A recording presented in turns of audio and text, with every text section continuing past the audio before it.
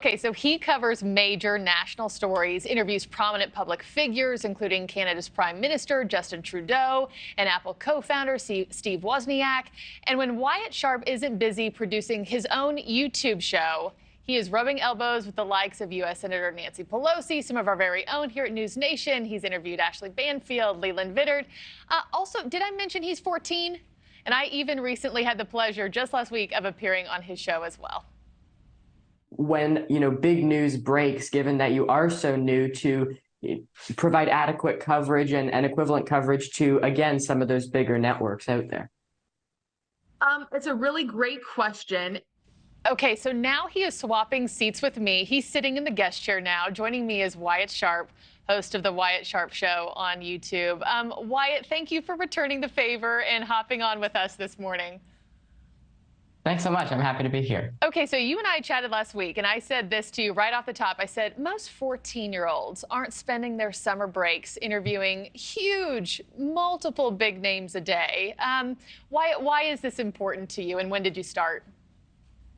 Yeah, I started right around kind of at the height of the pandemic, when people were kind of quarantined in their houses. They didn't have a lot going on, and I was one of those many people. I would turn on the news and I would see them interviewing different people, and so that's really how it started. I started reaching out to these people kind of individually on their own, and then eventually I asked them if they wanted to join me via Zoom for a conversation. And then I thought, why not, publish these conversations for other people to benefit from it? And so it's gotten bigger from there. I've gotten to talk with a lot of people.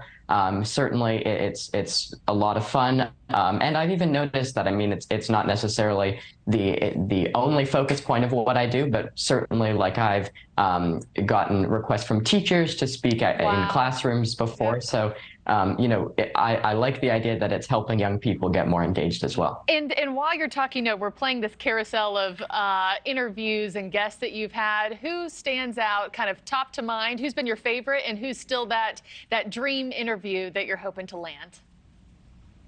Well, certainly one of the highlights of all the interviews I've done was with the Canadian Prime Minister, Justin Trudeau, because it was during the Canadian election campaigns, and he was very much known as the front runner during the campaign. So everyone was wanting to talk with him. So getting about a 15-minute interview with him was certainly exciting. And you're in Canada, yes? Yeah, exactly. Yeah. But definitely, what I've noticed is oftentimes Canadians pay just as much attention to American politics, and Americans have tuned into my show as well. So it's been a great balance. And certainly looking toward the 2024 campaign, I've spoken with some of the candidates who are running for president, and hopefully I'll speak with some of the other candidates coming up as well. Yeah. And Wyatt, we have just about a minute left, but I was I was blown away by you. I've been so impressed by you, your determination. Your questions to me were, I told you, I was like, that was much harder than I was even anticipating. Walk us through kind of a regular day for you and your process, and lastly, where you hope to see journalism go from here.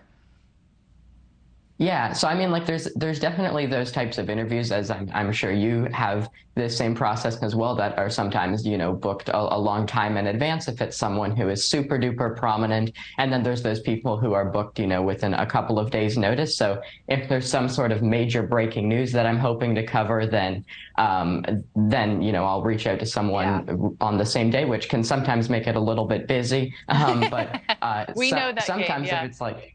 Sometimes, but even the more prominent people, like when I interviewed Prime Minister Justin Trudeau, I was trying for a couple of weeks to arrange the interview, but then when I finally got a time, it was for the following day. So sometimes guests are booked a long time in advance, other times not. But I guess it's just trying to cover the news as best as possible given the circumstances. Sure. And then where journalism goes from here, I guess, the rise of independent and digital platforms online are certainly taking a large point right now. And then with a network like NewsNation, even continuing, hopefully, to be able to provide, unbiased coverage of issues. That's something I really care about as well, asking nonpartisan questions and really trying to give everyone a platform while doing it responsibly. Agreed.